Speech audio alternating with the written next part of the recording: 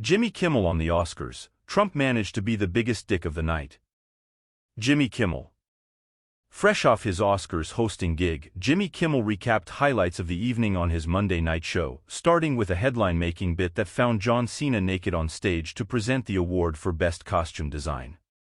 "Of all the times I've hosted the Oscars or the Emmys or anything, no comedy bit has ever received more scrutiny than this," Kimmel said. "There were meetings and side meetings, there were emails and text messages and phone calls, there were people sweating, somebody was crying. Then, once they realized we weren't going to take no for an answer, there were intense discussions about the size of the envelope and whether we needed to Velcro it to John's body," he continued. "We had to fill his crack and have socks and various testicalia was discussed. Congratulations, John Cena, the commotion you caused," he added. "Very rarely does an idea literally push the envelope, and this one did."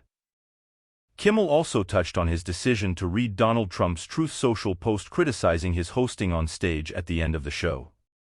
"He wrote this because he was upset I didn't mention him on the show, and no one mentioned him on the show," he explained. "He wasn't getting any attention and he couldn't stand it, and then the Adderall McFlurry kicked in and he went right on." Kimmel said reading it on stage was not planned, but he felt compelled to share. To quote Al Pacino, "Just when I thought I was out, they pulled me back in, and I had to read it. Funny, we had John Cena on stage naked and somehow Trump managed to be the biggest dick of the night," he added. On late night, Seth Meyers mocked Republicans who claim Joe Biden's State of the Union speech was because he was on drugs, with Sean Hannity going as far as calling the president "jacked up Joe." "Republicans keep coming up with better messaging for Biden than Biden does," Meyers joked. Meyers argued that the new moniker is actually a win for the Biden campaign. "That makes him sound like a professional wrestler," he said. "Biden should start entering speeches with a hottie on each arm. I'm not kiddin' around here, brother, you're gonna regret the day you met Jacked Up Joe, oh yeah. Oh yeah, folks. The nickname is especially rich," Meyers noted, considering a new Inspector General report about the Trump White House's actual drug problem, overissuing speed and Xanax to employees. "Now we can't legally say that Trump is on drugs, but he does look like every side effect from a drug commercial," said Meyers. "Sweats like crazy, gets cotton mouth, has trouble seeing the teleprompter and glitches like his brain is an exploding Rube Goldberg machine. I'm starting to think Trump's always raging against the cartels because he considers them the competition. We have to stop fentanyl from crossing the borders because it's bringing down the price of our White House fentanyl," he joked. On The Late Show, Stephen Colbert noted that the two remaining presidential candidates had starkly different messages. Biden's message is vote for me because Trump is terrible. Trump's message is vote for me because I am terrible. In a speech over the weekend, Trump mocked Biden for his lifelong stutter. "Wow, you really want to go there?" said Colbert. "First of all, Biden didn't stutter like that. Second, you want to make this a word-talking contest, you're one of the weirdest speakers in human history." Colbert also touched on the Kate Middleton royal Photoshop scandal that is consuming swaths of social media after multiple news agencies pulled a Kensington Palace-issued photo for a manipulation. Among the issues with the photo, Kate's hair and zipper were misaligned, Princess Charlotte's hair had an artificial pattern and a portion of her sleeve was missing. These are all Photoshop errors and not, as many had assumed, the result of centuries of inbreeding, Colbert joked. And on The Daily Show, the guest host Jon Stewart mocked the Alabama Senator Katie Britt's unhinged rebuttal to Joe Biden's State of the Union speech.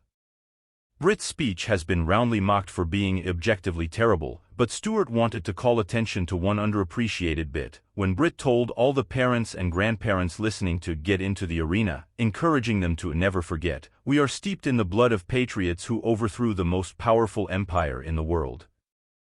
Two things, said Stewart. One, who smiles when they say the line "steeped in the blood of patriots"? And number two, this is just one more entry in the Republican mythology that they are the inheritors of the American revolutionary tradition.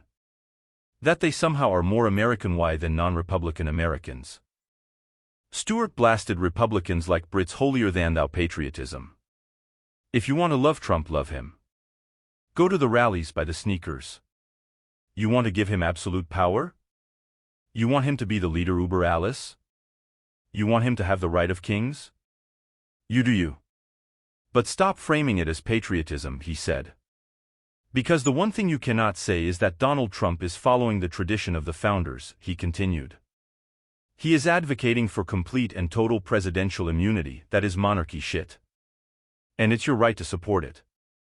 But just do me a favor for historical accuracy. Next time you want to dress up at the rallies, wear the right fucking colored coats, he added over a picture of British redcoats. Do you know who hates The Guardian? The billionaires creating a world that's more unequal than ever. The populist politicians spreading discord and misinformation. The fossil fuel executives watching the planet burn as their profits swell. The tech giants shaping a new world around us without scrutiny. And do you know who does like us? People who believe in a free press. People who believe that the truth should be available to everyone. And people who recognize the importance of challenging those in positions of power and influence all over the world, including in Bangladesh.